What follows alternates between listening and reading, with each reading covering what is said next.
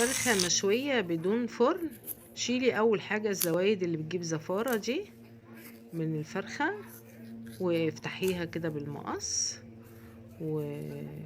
وهنا برضو شلنا بعد الزوايد، وهنا خرمناها، وحطينا شوية فلفل اسمر تتبيلة الفراخ دي، وتتبليها كويس قوي، وتضيفي معلقة من الفلفل الاسمر وبصل بودر وكمون وبابريكا وتبس الرمان، وتقلبيهم ببعض.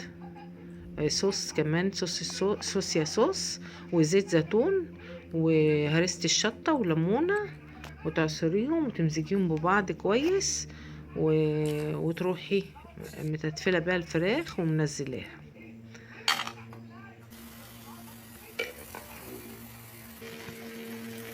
هنا نزلتيها في الطاسة على نار هادية بشوية زبدة، او لو انت عايزة تعمليها من غير زبدة ممكن هي تنزل السمين اللي فيها، ممكن تعمليها من غير زبدة خالص بالطريقة دي. هنا بقى نزلنا الخضار عشان برضو نديله تقليبة في الصوص بتاع اللي نزل من الفراخ، وبعد كده حطينا فوقيه الفرخة وعملنا.